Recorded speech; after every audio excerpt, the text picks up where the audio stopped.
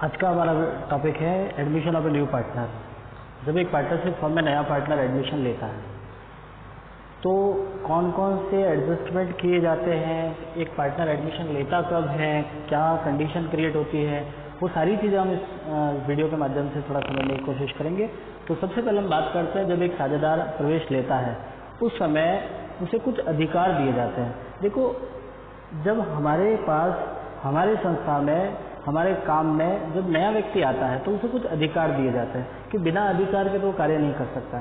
तो वो हमारे पास अधिकार कौन कौन से होते हैं जो हम उसे देते हैं। पहला अधिकार है संपत्ति में हिस्सा पाने का अधिकार। जितनी भी पार्टनरशिप फर्म की असेस्ट है, चाहे वो फिक्स है, टेंजेबल है, नॉन टेंजेबल है, किसी भी टाइप का जो भी असेस्ट है उसमें वो अपना हिस्सा प्राप्त करेगा। साथ में भावी लाभों में, देखिए पॉइंट आता है भावी लाभ। भावी लाभ का तात्पर्य एडमिशन लेने के बाद, एडमिशन लेने से पहले जितने कुछ प्रॉफिट थे वो सारे के सारे ओल्ड पार्टनर्स लेंगे, बट आफ्टर एडमिशन, जब उसने एडमिशन ले लिया है, एडमिशन लेने के बाद इन फ्यूचर जितने भी प्रॉफिट होंगे, जो भी प्रॉफिट हम कमाती है उसमें उसका हिस्सा होगा। देखिए, दोनों अधिकार प्राप्त करने के लिए नए साझेदार को कुछ लाना पड़ता है, पैसा लाना पड़ता है, और जो वो पैसा लेकर आता है उसे हम कहते हैं पूंजी और ख्याति।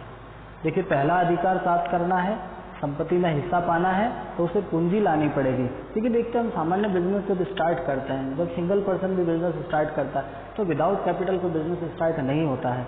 तो जब वो पार्टनरशिप फर्म में एडमिशन ले रहा है तो उसे अपने हिस्से की कैपिटल लानी पड़ेगी, और जो अपने हिस्से की कैपिटल लेकर आता है उसी कैपिटल के बेस पे उसे फर्म के असेस्ट में पार्ट दिया जाता है।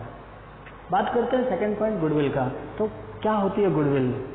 हम गुडविल को एक इंटेंजिबल एसेट मानते हैं। अदृश्य संपत्ति है जिसे हम देख नहीं सकते हैं, ना ही उसे टच कर सकते हैं, ओनली उसे फील किया जाता है कि हमारी गुडविल है। गुडविल का मीन हम यहाँ पे ये समझते हैं कि जो फर्म हमारा काम कर रही है उसने मार्केट में कैसा काम किया है, उस काम का रिजल्ट हमारा गुडविल है। यदि आप काम बहुत अच्छा कर रहे हो, आपकी रेपुटेशन अच्छी है, तो आपकी गुडविल ज़्यादा होगी। तो पॉइंट हमारे सामने ये आता है कि नए पर्सन को गुडविल का पैसा क्यों लाना पड़ता है, क्या जरूरत होती है गुडविल लाने की। एक छोटा सा एग्जाम्पल समझते हैं। मान लीजिएगा ए और बी है, दोनों ने 1 अप्रैल 2010 को एक बिजनेस स्टार्ट किया। आज 1 अप्रैल 2020 को सी आ रहा है। देखिए, पॉइंट को थोड़ा सा क्लियर करते हैं।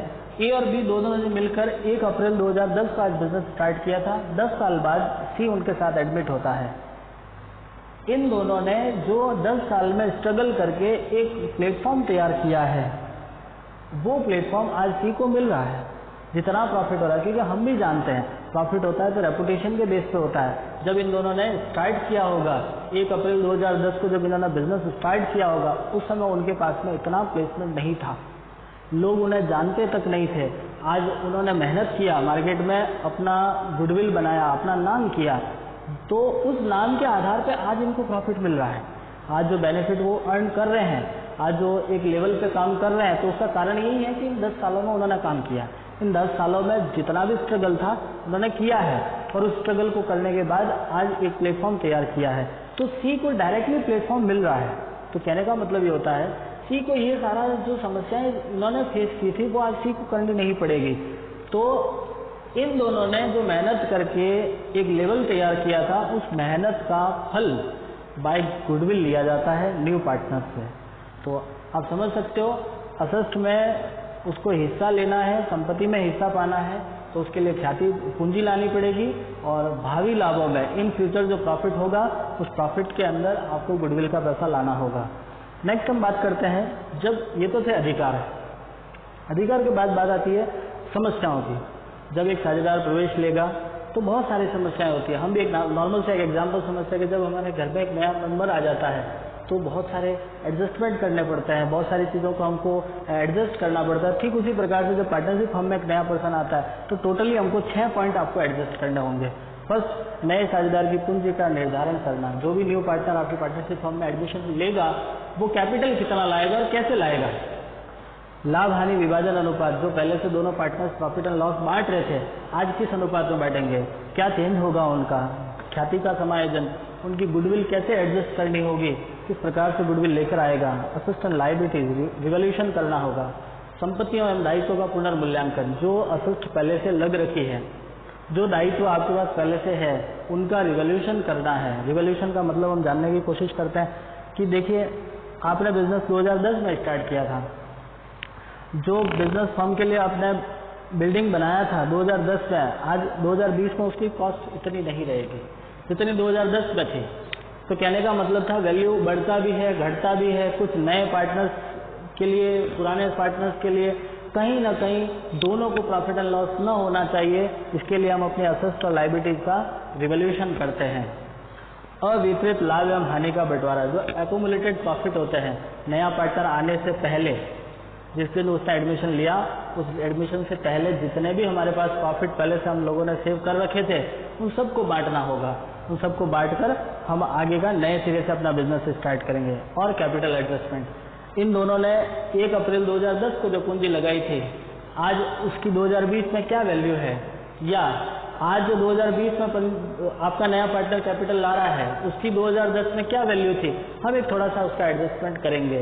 तो ओवरऑल हम ये जानने की कोशिश करते हैं कि इस चैप्टर के अंदर आपको टोटल 6 पॉइंट क्लियर करने के साथ हम इस चैप्टर को आगे बढ़ाएंगे। तो सबसे पहला पॉइंट हम एक बार लेकर स्टार्ट करते हैं। पहला आता है नए साझेदार की पूंजी का निर्धारण करना। नया पार्टनर जो भी आपके साथ जुड़ेगा उसका नेतृत्व 2 टाइप का हो सकता है। या तो वो फ्रेशर होगा, फ्रेशर का मीन पहले से कोई बिजनेस नहीं कर रहा है, पहले से कोई दूसरा काम कर रहा था, आज उसकी इच्छा हो गई नया बिजनेस डालने की, नया न डाल के वो आपके साथ जुड़ रहा है। या पहले से कोई बिजनेस कर रहा था, सिंगल बिजनेस था, वो चाहता है कि अब मैं सिंगल ना करूं, मैं उसको किसी के साथ मर्ज हो जाऊं। तो दोनों ही नेचर के पर्सन आपके साथ जुड़ सकते हैं। फिलहाल हम बात करते हैं जब आपके साथ फ्रेशर होगा। जब कोई पर्सन फ्रेशर है, बिल्कुल ही कोई पहले से बिजनेस है ही नहीं उसके पास में, तो वो कैपिटल का पैसा पूरा का पूरा कैश में लेके आएगा। तो जो कैपिटल आएगा वो हमारे पास कैश में आएगी, और जब कैश पे लेकर आता है तब हम एंट्री करते हैं cash account debit to new partner capital, cash account debit to new partner capital. लेकिन सेकंड कंडीशन, आपका पार्टनर कैपिटल को कैश में नहीं लेकर आया और वो तो पहले से बिजनेस चला रहा था। उसने कहा सर जी मेरे पास पुराना बिजनेस है, मैं उस बिजनेस को आपके साथ मर्ज कर लेता हूँ। जब वो पुराना बिजनेस मर्ज कर रहा है उस कंडीशन में आपको एंट्री करनी है assets account debit to liabilities to new partner capital. जितनी असेट्स है उनको डेबिट करेंगे to liabilities to new partner capital. ये था आपका फर्स्ट पॉइंट। सेकंड पॉइंट जो बहुत ही क्रिटिकल और मेजर पॉइंट है, हम कोशिश करेंगे सेकंड पॉइंट को लेकर हम दूसरा वीडियो तैयार करेंगे, लेकिन फिलहाल कुछ बेसिक नॉलेज है इससे रिलेटेड, वो आप थोड़ा समझ लीजिएगा। अनुपात, अनुपात का मतलब होता है, देखिए यदि कोई प्रॉफिट अकेले पर्सन को बांटना हो तब तो अनुपात की जरूरत ही नहीं है, जो कुछ है वो सब अपना ही है। लेकिन जब एक से ज़्यादा है तब आपको रेशियो बनाना पड़ता है। रेशियो होता है या तो बराबर होगा, 3:2 हो सकता है, 4:3 हो सकता है, कोई भी रेशियो बन सकता है। तो रेशियो से रिलेटेड हमारे पास 3 प्रकार के अनुपात होते हैं, पुराना, नया और त्याग। बात करते हैं पुराना अनुपात। जैसा कि नाम से क्लियर है, पुराना अनुपात डेफिनेशन होती है कि जब नया साझेदार प्रवेश लेता है या नए साझेदार के प्रवेश से पूर्व जिस अनुपात में लाभ हानि बांटी जाती है उसे पुराना अनुपात कहते हैं। नया अनुपात इसका अपोजिट ले लीजिएगा। नए साझेदार के प्रवेश के बाद सभी साझेदार जिस अनुपात में लाभ हानि बांटेंगे। नए साझेदार के प्रवेश से पूर्व पुराने साझेदार जिस अनुपात में लाभ हानि बांटते हैं, पुराना अनुपात। नए साझेदार के प्रवेश के बाद सभी साझेदार जिस अनुपात में लाभ हानि बांटेंगे, नया अनुपात कहलाता है। तो पुराना, नया। बात करते हैं त्याग का अनुपात। सैक्रिफाइस रेशियो जिसको कहते हैं, त्याग, कुछ छूट रहा है, जैसा नाम से क्लियर है। और हम भी जानते हैं कि जब हमारे साथ कोई नया बंदा साथ में जुड़ता है, पहले 2 जने काम कर रहे थे, तीसरा आएगा, तो स्वाभाविक सी बात है कि प्रॉफिट का हिस्सा कम हो जाएगा। मान लीजिए पहले ए और बी बराबर बांट रहे थे, 90 रुपये का प्रॉफिट हुआ, ए को मिला 45, बी को मिला 45, लेकिन सी भी साथ में आया, प्रॉफिट तो 90 ही होगा। हम ये थोड़ी ना सोच सकते हैं कि सी आने के बाद प्रॉफिट 100 रुपये हो जाएगा। क्यों होगा भाई, जब आपके पास तो प्लेटफॉर्म वही है, इंफ्रास्ट्रक्चर वही है, काम वही कर रहे हो। सिर्फ बात ये बदलती है उसकी कंडीशन बदल जाएगी, प्लेसमेंट बदल जाएगा, बाकी जो पार्ट ऑफ प्रॉफिट वो तो वही रहेगा ना आपका। ऐसी कंडीशन में जब सी आने के बाद अब मान लीजिए तीनों बराबर बांटते तो ए को 30 रुपये मिला, बी को 30, सी को 30। तो आप देख सकते हो ए का हिस्सा पहले की कंपेयर अब कम हो गया, बी का भी कम हो गया। कम होगा ना, स्वाभाविक सी बात है, पहले 2 जने बांट रहे थे 3 बांटेंगे, तो जो 3 जने बांटने से जो पुराने साझेदार है उनका हिस्सा कम होता है, और जितना कम होता है वही त्याग है। तो हम इसका डेफिनेशन समझते हैं। जब नया साझेदार प्रवेश लेता है तो पुराने साझेदारों के लाभों में जिस अनुपात में कमी होती है उसे त्याग का अनुपात